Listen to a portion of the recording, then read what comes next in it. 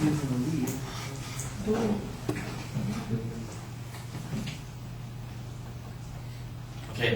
the major claim that I am responding to that my opponent proposed is vitamin supplements fail to enhance the performance of healthy, well-nourished, active people. And my opponent's secondary claims are: 1, taking vitamins supplements have no real benefit to the consumer. 2, most of the necessary vitamin supplements needed are found in nature. And 3, over-consuming vitamins can be harmful to your health. First, I want to say that the major claim seems kind of sketchy because it says that vitamin supplements fail to enhance the performance of individuals. Of course, they're not steroids. They're supposed to help fill in for vitamins that you don't take in daily from your basic diet. And for the first, my response to the secondary claim 1, that vitamin supplements have no real benefit to the consumer. And well, of course, that healthy people don't need vitamins, but people who, that my opponent even listed people who do need vitamins, and since she said that they have no benefit to a consumer overall, so she basically contradicted herself in her own outline. I mean, elderly people, infants, habitual dieters, those people need vitamins and there is a benefit, whereas her secondary claim 1 says that there is no benefit involved in taking any vitamins. And let's see, I even researched Catherine Hobson, a U.S. News Health section reporter, states that extra calcium to protect bone health is safe and routinely prescribed for women. And there's a consensus building that Americans get too little vitamin D, and that studies suggest that vitamin D also is also prescribed to help fend off cancer and ward off infections. As for my opponent's second claim, states that most of the necessary vitamin supplements needed are found in nature. Most of the evidence that she puts forth does support this claim, but it's basically all summed up. Just to paraphrase her evidence, it's basically, what moms used to bash their kids about, eat your vegetables and go get some sunlight. So her evidence was pretty much all the same. And another thing that she overlooked is that most vitamin supplements are found in nature, but most of her evidence is based on that most vitamins are found in a healthier, balanced diet. So most of her evidence is actually supporting a healthier diet and not that it's found in nature. So I think she made a mistake on that. And another thing that I researched is that the American Heart Association says that they recommend eating fatty fish at least 2 times a week, and that's something Americans don't really eat very often unless your main staple is fish. So fish oil is a vitamin that we all need to help protect our hearts. So I thought she overlooked that as well. And for her third secondary claim, it states that over-consuming vitamins is harmful to your health.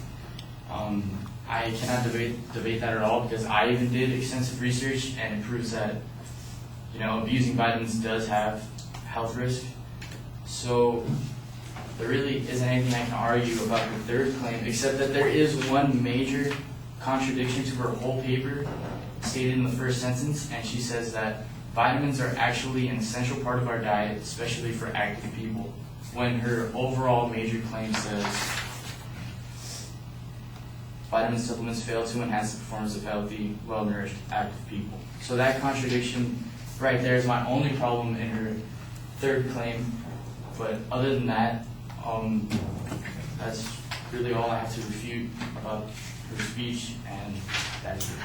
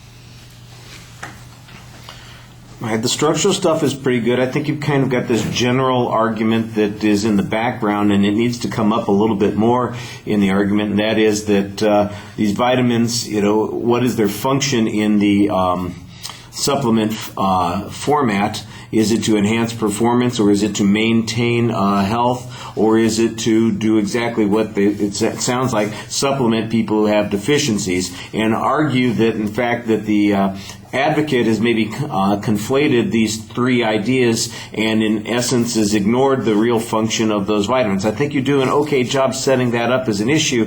I just didn't think that you developed it quite as much as you might have. On the first point, when you labeled it, you've got a counterclaim here that says that it's, basically, that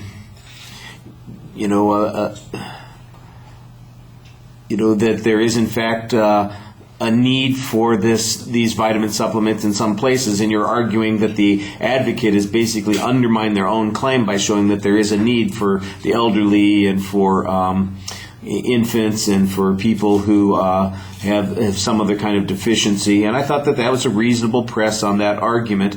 I thought that the stronger argument that follows up is the counterclaim that says that in fact we do know that there's a shortage of calcium in people's diets, and that it appears that there's too little vitamin D, and so as a supplement that might in fact be much more productive. Your explanation on the second point, first, your transition is pretty clear, so we know that you've moved to that second point. I kind of like the way you summarized all the stuff on the second point. It comes down to eat your vegetables and go out and get some sunshine.